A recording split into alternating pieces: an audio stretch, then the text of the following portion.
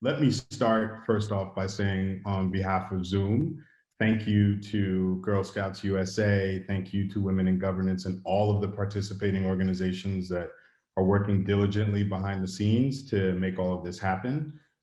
We love being a partner. We appreciate you all using Zoom as well for this conversation and being a client. And let me also start by saying, I think one of the beautiful things here is that while I was familiar with Girl Scouts and with Women in Governance, I hadn't really partnered directly in other roles. And as soon as I got to Zoom, it was actually some of the folks who are in our sales organization who said, hey, look, Girl Scouts is a client. They've been amazing as a client or customer. They've also just shared with us that they are working on a project around gender parity. And so it was music to my ears that the introduction to this partnership and to our participation actually came from people on the business side at Zoom. We oftentimes hear that people have a hard time articulating the business case for diversity, equity, and inclusion. And so I just love that you all as our customer are also doing this and invited us in to be a part of it. So thank you. What I thought I'd do for the time that I have today is articulate my testimonial, if you will, around three questions. I think the first question is understanding, what was our experience with the actual assessment platform itself. I have participated in a number of assessments, none quite like this one. And I will say, look, while it may seem very basic and topical, the user experience of the platform was very smooth. It was really clear going in, the different steps that were already laid out to you earlier today. It was very clear. The other thing that I loved about it was that for each section, I could go in and actually take a look. Now, anybody who knows me knows I keep it real. So advice to all of you out there who maybe are thinking about jumping in and doing this, look at those sections in advance. Don't wait until later in the game to review those sections, because your ability to use the platform and to get a heads up on what each section has actually will inform who you need to partner with inside of your organization to get all of the supporting material. I also appreciated about the platform that I was able to invite my colleague on the People Experience Leadership team in as an administrator. He had his own password as well. And so he is our head of compensation and obviously a close partner with the diversity, equity, and inclusion team. So instead of me having to relay information to him, he was able to get it directly. And so that was beautiful. So I'll just say thank you to the designers of the platform. And then the last thing on this first question around the actual platform itself is you're also able to print out a PDF of what you submit, both kind of before you submit it and after. And I found that to be really helpful to other stakeholders inside of the company who wanted to understand what were the questions asked. Or when I got to a question or a section where maybe I was stumped and my limited knowledge being new at Zoom didn't suffice for answering the question, I was able to just send a PDF of the section or of the whole survey to my colleagues. And so it just made things a lot more efficient. So that's what I would say is keep doing what y'all are doing when it comes to the actual assessment platform. The other thing, the second question I really want to center this around is, what was my experience in actually collecting supporting documentation? So let me first applaud Girl Scouts and Women in Governance for how rigorous you all are. I think that there are some other experiences out there where you can answer a question and just kind of check the box and then it allows you to move forward. Not here. Here, if you say my answer is answer C, that we come in at this level or we support this level of professional development for women inside of your company, you have to actually have supporting documentation for that.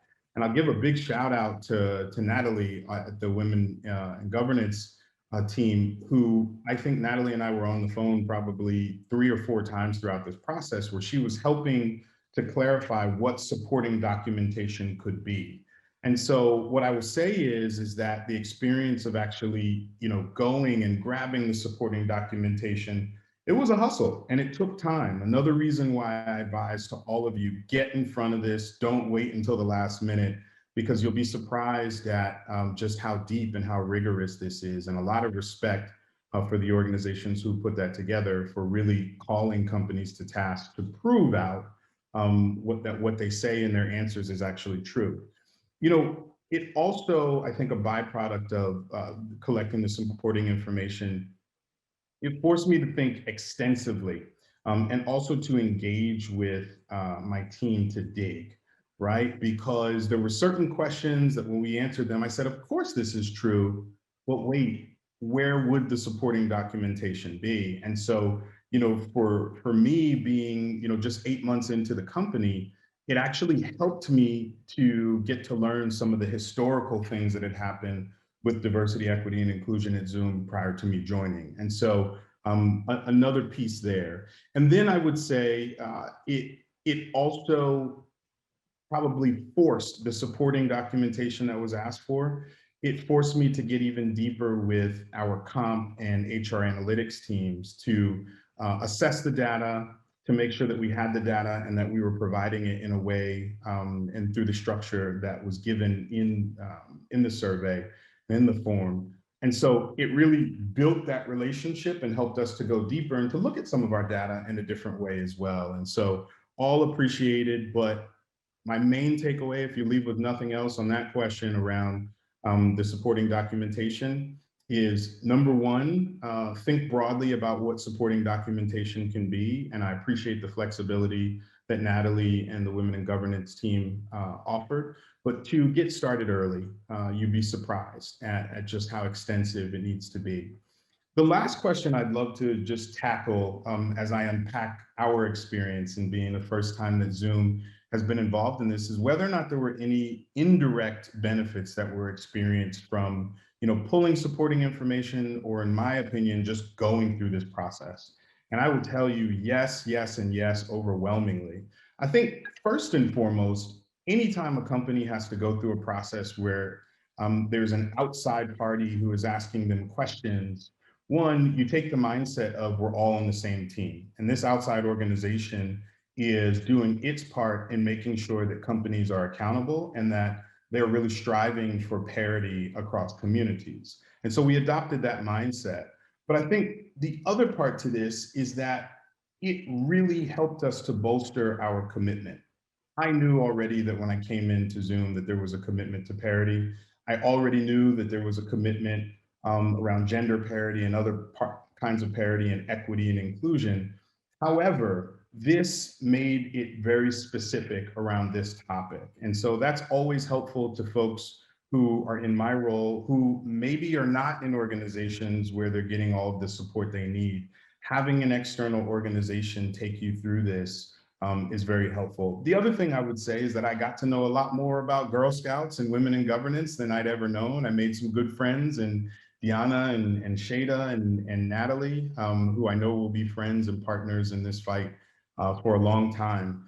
It also, as I mentioned earlier, demonstrated another proof point of why diversity, equity, and inclusion is aligned with business, right? For us, Zoom, a company that is so thrilled to have such a diverse set of customers, our customers want to know not just that our product is working well, but also that our culture and our commitment is really meaningful when it comes to equity, inclusion, and diversity.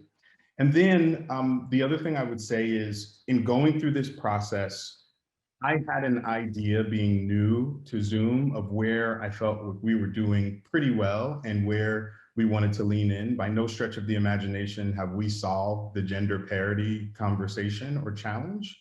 This process, though, helped to either concretize my assumptions about where we needed to lean in, and in some certain cases challenge them.